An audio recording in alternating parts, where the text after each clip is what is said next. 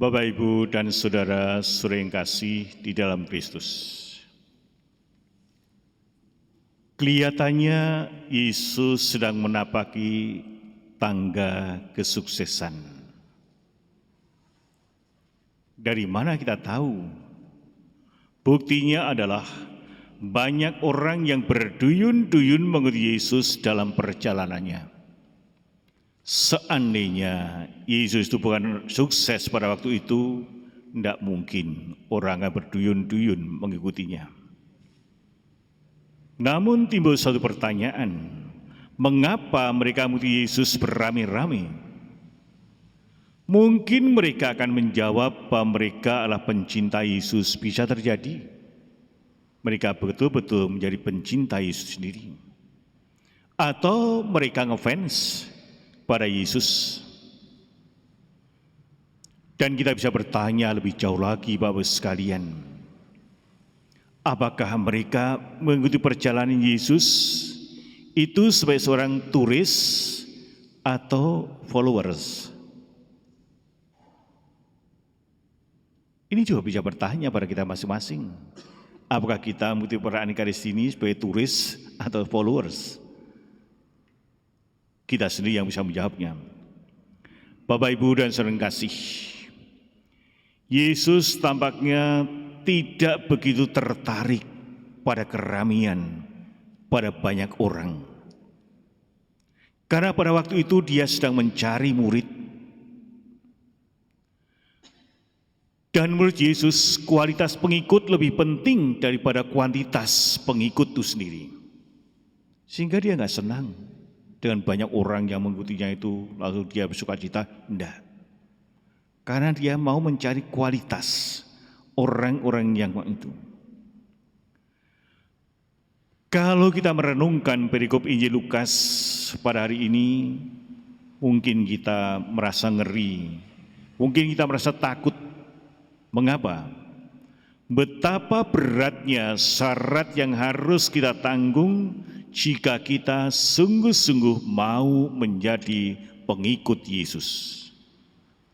Kita harus membenci orang-orang yang kita cintai dan orang-orang yang paling dekat, yaitu dalam keluarga, ayah, ibu, istri, anak, saudara laki-laki, saudara perempuan. Bahkan juga harus mengorbankan nyawa kita sendiri. Berat sekali. Kalau hal ini disodorkan pada kita sekalian pada saat sekarang ini, mungkin kita mikir 7 kali. Berat banget ya mengikuti Yesus itu. Tantangannya seperti itu. Bapak, Ibu, dan saudara kasih,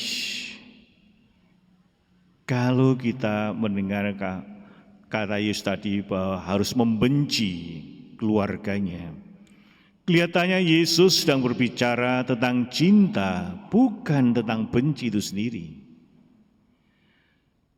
Hal ini terbukti bahwa Yesus membandingkan cinta pada keluarga dan cinta padanya. Cinta seperti apakah yang kita berikan kepada Yesus pada saat sekarang ini? Inilah yang perlu kita renungkan. Ucapan Yesus tentang benci, dia mau menonjolkan pesan yang mau disampaikan kepada orang-orang yang sedang mengikuti dia pada waktu itu. Sehingga kata benci ada suatu stressing, tekanan. Supaya para murid itu mikir, orang-orang yang mengikuti dia itu mikir, mengapa ya harus membenci keluarganya? Bapak, Ibu, dan saudara kasih, kita mungkin bertanya, sekejam dan sekeras itukah tuntutan Yesus? Siapa yang mau mengikuti dia kalau berat sekali syarat-syaratnya? Kita bertanya, apakah masih ada orang mau mengikutinya? Tapi mari kita renungkan, apa sih yang dimaksud Yesus dengan kata-kata yang begitu keras kedengaran di telinga kita, yaitu bahwa kalau mau mengikuti dia harus membenci keluarga. Bapak, Ibu, dan saudara kasih, Perkataan ini disampaikan Yesus dalam perjalanannya menuju ke Yerusalem. Kita semua tahu bahwa di Yerusalem Yesus akan ditangkap, Yesus akan diadili, Yesus akan dihukum mati. Itulah. Sehingga perjalanan ke Yerusalem berarti perjalanan menyongsong suatu kesengsaraan, menyongsong suatu penderitaan, menyongsong suatu kematian. Saat itu orang yang berduyun-duyun mengikuti Yesus dan ingin bergabung dengannya. Namun mereka semua belum tahu bahwa Yesus itu seperti itu. Sehingga ketika Yesus pergi ke Yerusalem dan berkata demikian, Yesus itu secara tidak langsung mau mengungkap jati dirinya, siapakah aku yang sebenarnya. Aku yang kalian ikuti secara berduyun-duyun begitu ramai seperti ini. Lihatlah, kematianku nanti akan disalibkan. Tapi mereka semua tidak tahu, belum terbuka pikiran dan hati mereka. Maka Yesus memaparkan syarat-syarat kalau mau mengikuti Dia. Siapapun yang mau mengikuti Yesus, mereka hendaknya selalu mengutamakan Yesus itu sendiri. Apapun situasi yang mereka hadapi, bahkan ketika dihadapkan dengan pilihan-pilihan yang sangat rumit, mengikuti Dia harus diletakkan pada yang pertama. Tadi orang-orang yang mengikuti Yesus harus berhadapan dengan situasi yang rumit sekali. Kamu harus membenci keluargamu. Rumit, sulit. Apakah tetap mau mengikuti Yesus atau tidak? Tapi apa maksud dari ungkapan itu sendiri? Maksud dari ungkapan ini adalah kalau kita sungguh-sungguh mau mengikuti Dia, maka kita harus menjadikan Yesus itu yang pertama dan utama. Itulah yang mau ditekankan. Serta mencintai Dia melebihi dari segala sesuatu, melebihi keluarga-keluarganya, sehingga fokusnya kepada Yesus, sekaligus juga Allah itu diutamakan. Bapak, Ibu, dan saudara kasih, syarat berikutnya ialah bahwa siap memanggul salib. Salib adalah inti kehidupan Kristiani, apalagi kita sebagai orang Katolik, berapa kali ya sehari itu membuat tanda salib. Ya, malah ada yang mau minum teh pun tanda salib, ya gitu kan. Mau buka kamar mandi tanda salib, itu semua tanda salib luar biasa gitu ya. Ya karena murah itu tanda salib itu. Tapi apakah mengerti tanda salib itu sendiri? Salib sering dimengerti sebagai penderitaan. Namun Bapak Ibu sekalian, tidak semua penderitaan itu salib. Itu yang harus kita sadari. Suatu penderitaan dikatakan sebagai salib bila merupakan akibat atau konsekuensi dari perjuangan iman, perjuangan kasih, perjuangan kebenaran, perjuangan keadilan, dan juga perjuangan perdamaian. Itu baru dikatakan salib pada saat menderita. Sehingga kalau ada umat Katolik ya sudah novena, terus pada suatu hari manjat pohon kelapa tetangga, terus jatuh gitu ya, nyuri gitu ya, langsung berkata, "Pastor, ini salib saya." Bukan, itu bukan mencuri, bukan salib itu ya. Tidak bisa ya, karena itu penderitaannya karena kesalahannya, yaitu mencuri sendiri. Dengan memanggul salib ini berarti syarat menjadi murid Yesus adalah siap memperjuangkan kebenaran, siap memperjuangkan keadilan, kendati harus mengalami penolakan dan penderitaan, bahkan mengorbankan nyawanya sendiri.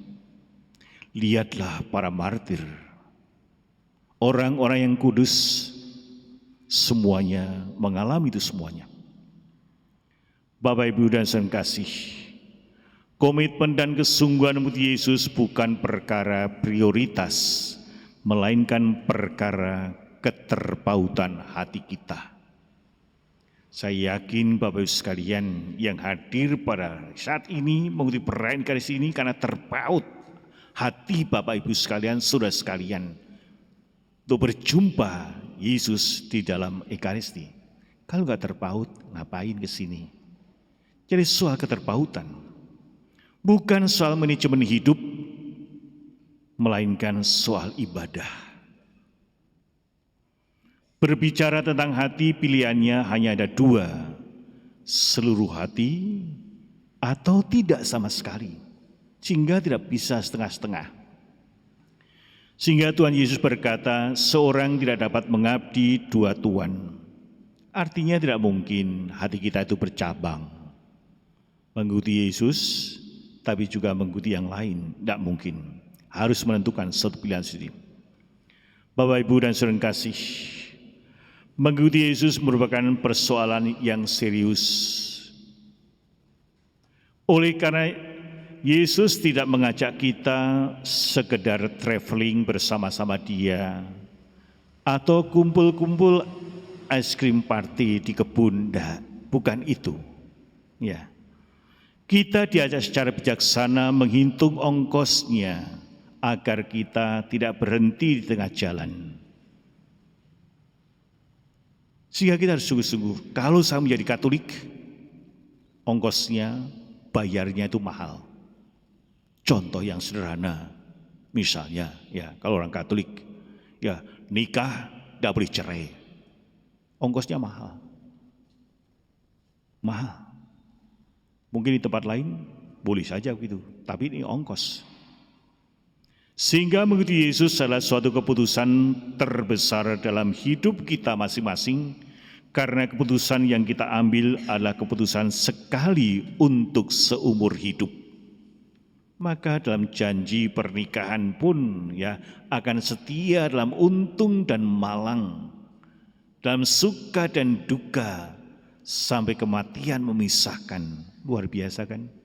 Artinya sungguh-sungguh keputusan. Maka bagi anak-anak muda yang mau menikah, silakan menikah, tapi dipikir ongkosnya mahal. Harus sungguh-sungguh dipikirkan yang serius. Kita mengikuti Yesus juga bukan hanya mengejar berkat-berkat atau mujizat-mujizat yang kita terima. Kita harus melayani Dia lewat sesama manusia. Kita harus membalas kasih-Nya yang sudah kita terima, dan kita terlebih-lebih harus meneladan Dia dan juga mengalami proses makin hari semakin memiliki karakter Kristus itu sendiri. Maka marilah kita mohon berkat pada Tuhan. Menjadi pengikut Kristus itu tidak mudah, tapi bisa. Karena Allah tidak pernah meninggalkan kita. Dia akan menuntun, mendampingi kita terus-menerus, sehingga kita menjadi orang-orang Katolik, menjadi pengikut Kristus yang berkualitas.